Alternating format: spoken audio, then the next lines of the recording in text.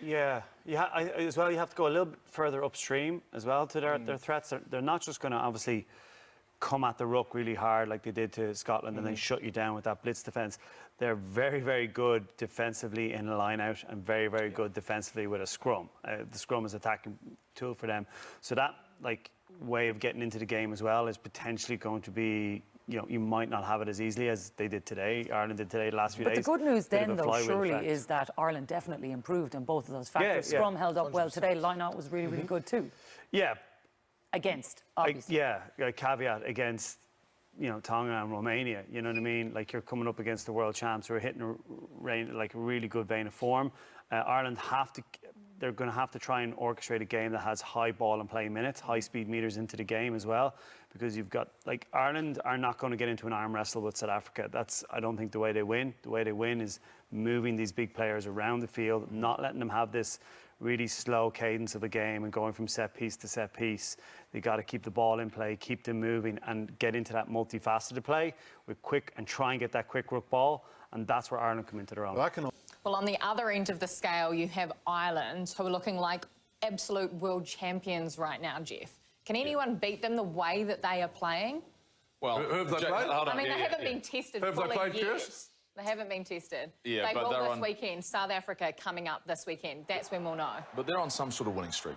And you can't take that away from them. The fact they haven't played South Africa or Scotland, two biggest challenges in their pool. So right now, what they are is they're well prepared, they look slick, they look balanced, they look as though they're in good shape, health-wise. They've certainly got some depth. Their bench adds when it comes on. So ultimately, they're delivering on exactly what they came into this Rugby World Cup with. Great form, with healthy players. Now it's a matter of whether or not they've got two big performances in them before they go to a quarter-final.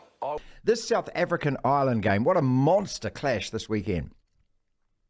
Oh, absolutely it is. It was always billed before the tournament as one of the games of the pool play, and no doubt everybody's eagerly anticipating this match.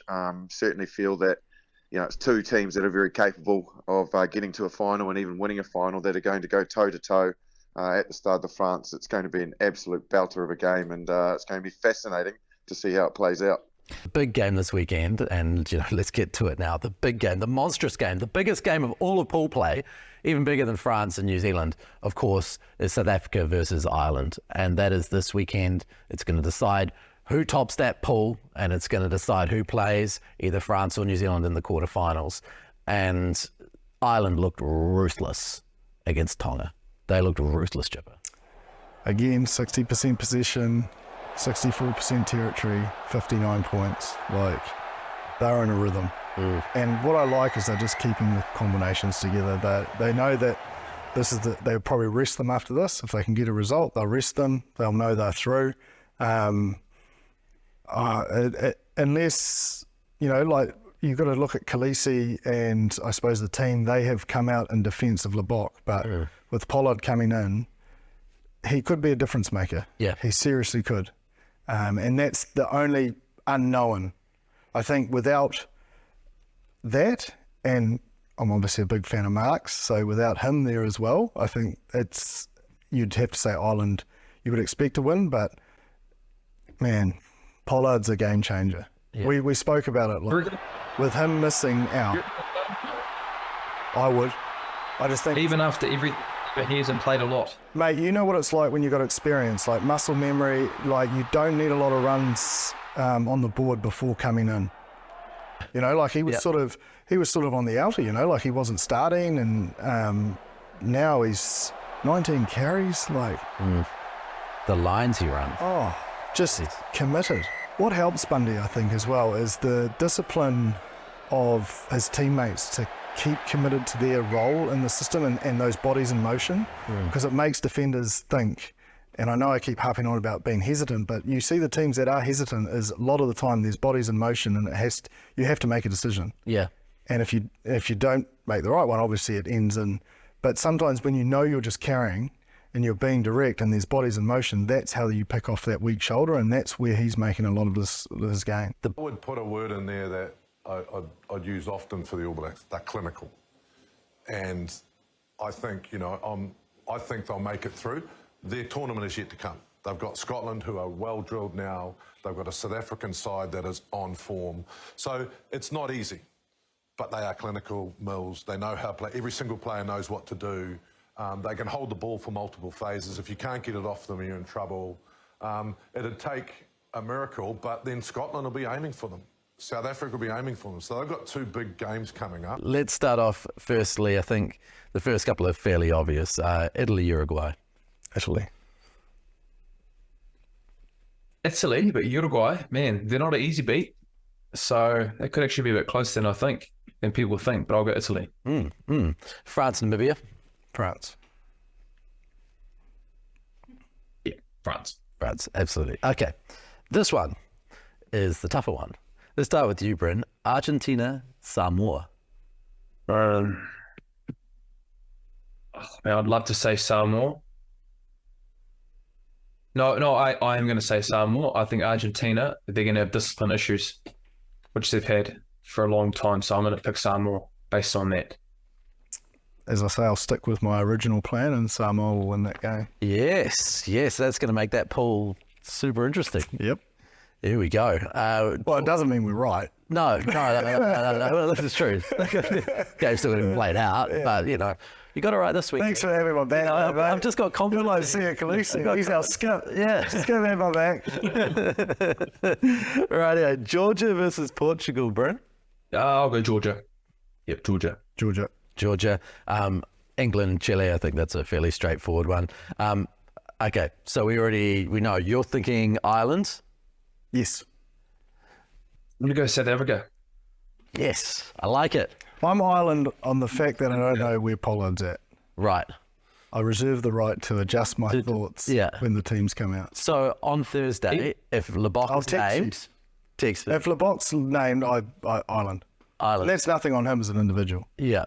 I just think if they're keeping with that current group and the form, Ireland would. But if Pollard's named, do you think South Africa?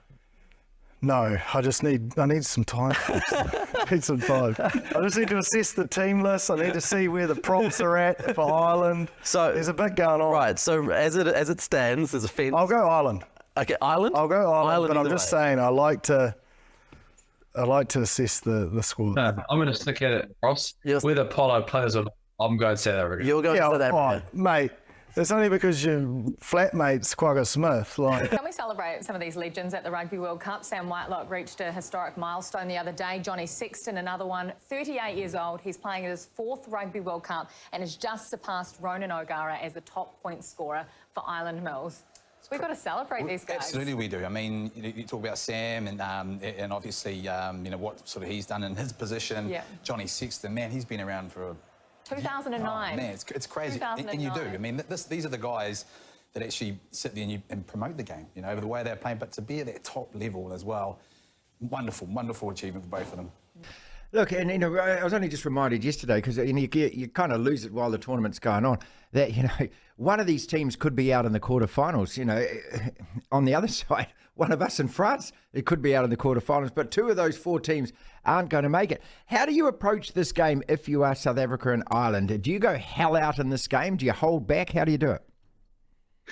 Oh, I think you do. You've got to go at it full throttle, and I believe both sides will do that. I think Andy Farrell's very much shown in the 2 games already in pool play that he's quite prepared to put out most of his top players, and he's also shown that they've got good depth when they bring those reserves into the starting team. But certainly for this weekend, I believe that he will field his best teams. I certainly know, having been around the Springbok camp over the last 3 or 4 days and talking to the guys that I'm working with here at Supersport, that they firmly believe South Africa will approach it in exactly the same way as well. So. Next week.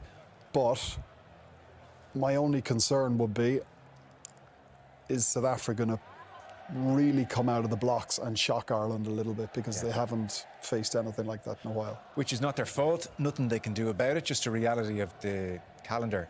So Rob, even just chatting to you briefly before coming on air, it's worth stating, you really were disappointed in Tonga. That is the context for this win. You can't fault 59 points on the board, but you did not think Tonga were good. No, I didn't. And like you say, you can't fault Ireland at all for that. And I think a little bit of the narrative before the game, after the team selection, was we're very much respecting the opposition. And Andy Farrell was right to pick this team because Tonga are going to be that good. They've got some All Blacks coming back, but I didn't think they were good at all, particularly their front five. I thought they were lazy, they were unfit, they were good at set piece, but in general play, I thought they were very, very poor. Okay. And that's why Ireland scored some of the tries they did around the ruck, which were brilliantly thought out, really well done. But Tonga was a huge disappointment. Especially when we've seen what Fiji have done. Yeah. Because everybody was excited about Samoa, Fiji, Tonga, but people were probably most excited about Tonga and what they can bring to the World Cup. And Fiji have been incredible. So that's probably what we should expect from these teams now. Matt, where are you then on Ireland as we've counted down to this game for so long? Look, what the boys have said is really accurate. I think they're on track. But this pool they're in and their path to a semi-final via their quarter-final, this is going to be cigarette paper stuff. You know, this is millimetres, this is the day, how they turn out. I know they've got a structure, which we'll show later on, that can get around the South African defence if they do exactly what Trimby just said, which is great passing. And it's also exactly what Robbie said. If you look at South Africa, the 3 big losses they've had over the last few years to Australia in Adelaide, to Ireland at the Aviva, and to New Zealand in Christchurch last year, teams scored early and put scoreboard pressure on them. Yes. And they don't like that. They don't like chasing a game. They like to strangle a game with their forwards. And if Ireland can start fast, which they have done under Andy Farrell, to be fair, for the last couple of years, they've started fast. If they get a scores in front, that will put pressure on them. But if they let South Africa come out, like Robbie said, they come out really steamy and South Africa get their points up, that's when South Africa just absolutely strangle the game. But Ireland have the structure and framework and personnel to get around that. So I think they're right in the hunt. Shape, yeah. They're right in the